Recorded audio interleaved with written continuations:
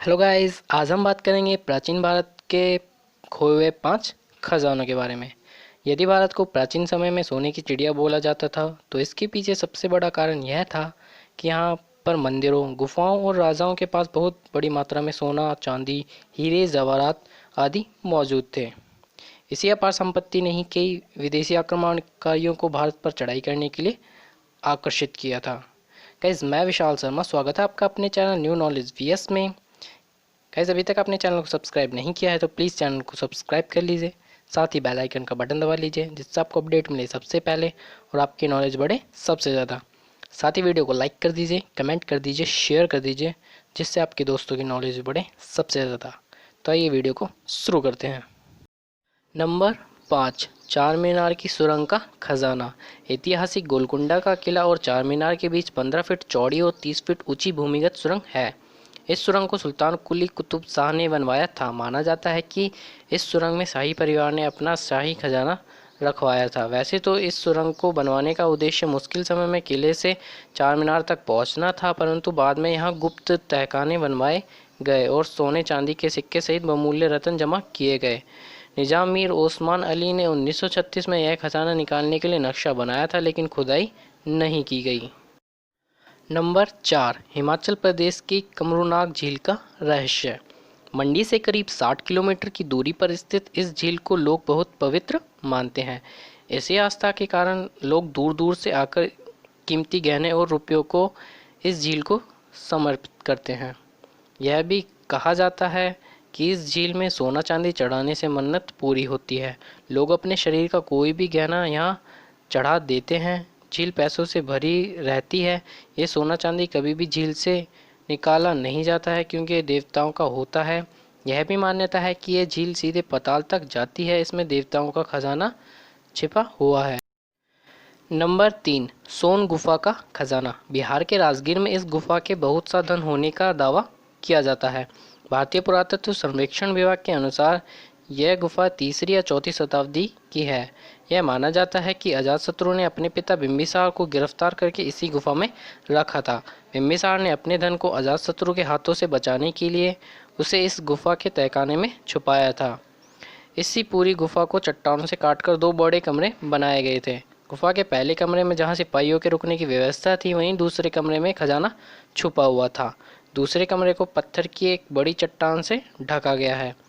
इस गुफा की एक चट्टान पर शंख लिपि में कुछ लिखा हुआ है।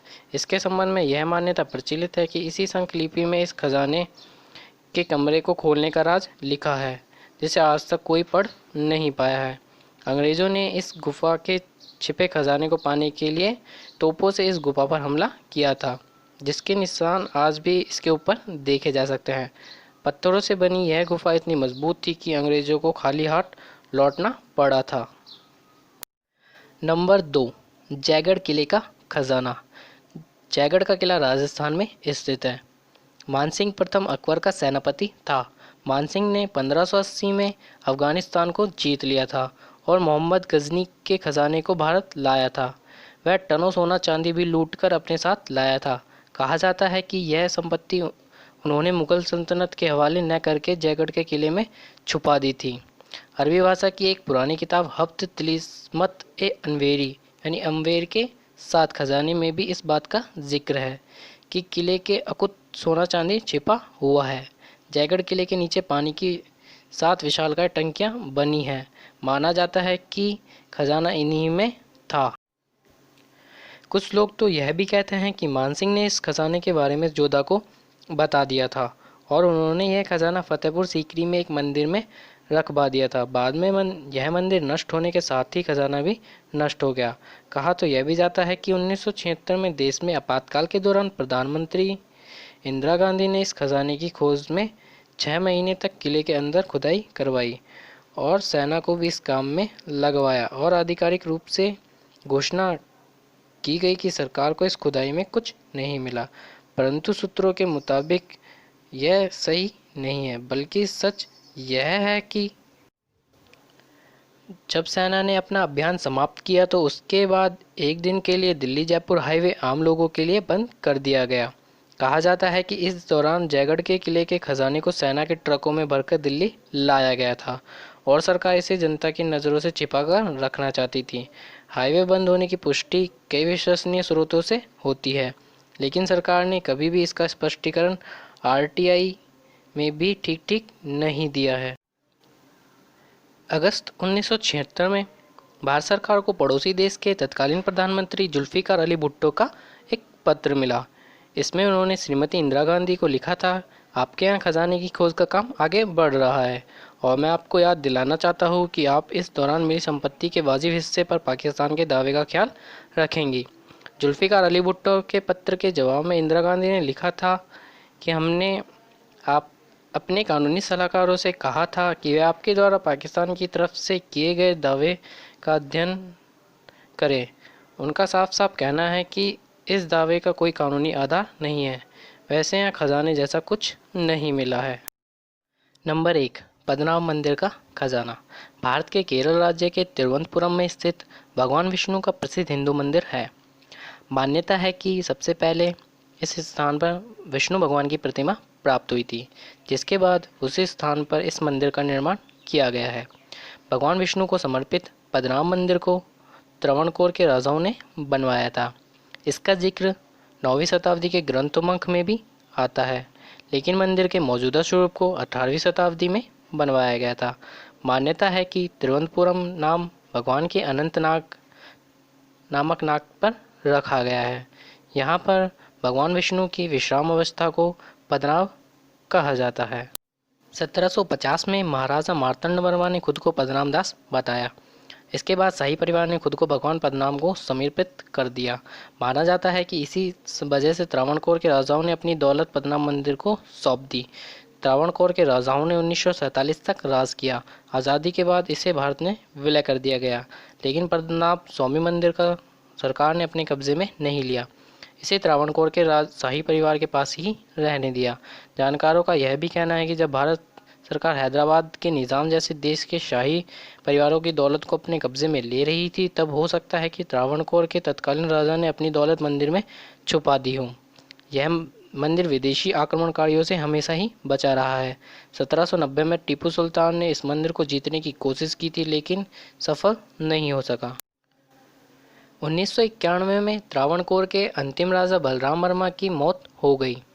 तब से पद्मनाभ स्वामी मंदिर का कामकाजी शाही परिवार के अधीन एक प्राइवेट ट्रस्ट चलाता है। 2007 में एक आईपीएल अधिकारी ने याचिका दायर कर इस खजाने को राज परिवार के अधिकार को चुनौती दी। 27 जून 2011 को सुप्रीम कोर्ट ने इस मंदिर के तहखाने खोलकर पूरी संपत्ति का ब्यौरा तैयार करने को कहा। इस मंदिर के 5 तहखानों में से 1 लाख करोड़ का खजाना मिला, परंतु 6वें तहखाने को खोला न जा सका क्योंकि राज परिवार इस तहखाने को खोलने की अनुमति नहीं दे रहा था। इस राज परिवार को डर था कि यदि इस मंदिर का 6वां तहखाना खुल गया तो बहुत बड़ा अनर्थ हो जाएगा। कहा जाता है कि आज से 140 साल पहले 6वें तहखाने को खोलने की कोशिश की गई थी। तब तहखाना खोलते वक्त कई तरह की अनजान आवाज़ें और भय ने ऐसा होने नहीं दिया। मान्यता है कि तब दरवाज़ा खोलते वक्त पानी की तेज़ दहाड़ जैसी और कई आवाज़ें ज़ोर ज़ोर से सुनाई दी थी। ऐसा लगा मानो दरवाजे के पीछे समंदर उफान मार रहा हो। इस भयानक ध्वनि और दृश्य को देखकर वहाँ के पुजारी और अन्य लोग बुरी तरह से डर गए। यहाँ पुरानी मान्यता है कि यदि इस तहखाने को खोला गया तो दुनिया का सर्वनाश करीब आ जाएगा। यह तहखाना आज भी बंद है क्योंकि मंदिर के पुजारी और राज परिवार के लोग यह मानते हैं कि 6ठे तहखाने में एक गुप्त सुरंग है। इस सुरंग का रास्ता सीधे समुद्र में जाकर खुलता है। कहा जाता है कि इस सुरंग में एक विशालकाय कई सिर वाला काला नाग और अन्य नागों का झुंड है जो इस खजाने की हिफाजत करते हैं। शहर के लोग का मानना है कि मंदिर का 6ठा तहखाना सीधे अरब सागर से जुड़ा है, जो इससे पूरे राज्य को पश्चिमी दुनिया से जोड़ता है। माना जाता है कि त्रावणकोर शाही घराने ने अपने वक्त में बड़े कारीगर से एक तिलिस्म बनवाया है जिसमें समंदर का पानी भी शामिल है। वजह यह है कि अगर उस वक्त कोई खजाने को हासिल करने के लिए 6ठा दरवाज़ा तोड़ता तो अंदर मौजूद समंदर का पानी बाकी खजाने को बहा ले जाता और किसी के हाथ कुछ नहीं लगता। गाइस, आपको हमारी वीडियो कैसी लगी? ऐसी ही नई वीडियोस को देखने के लिए और अपनी नॉलेज बढ़ाने के लिए प्लीज़ हमारे चैनल को सब्सक्राइब करिए और बेल आइकन का बटन जरूर दबाइए, जिससे आपको नई नई वीडियोस की अपडेट मिलती रहे और आप अपनी नॉलेज बढ़ाते रहें। Thank you for watching.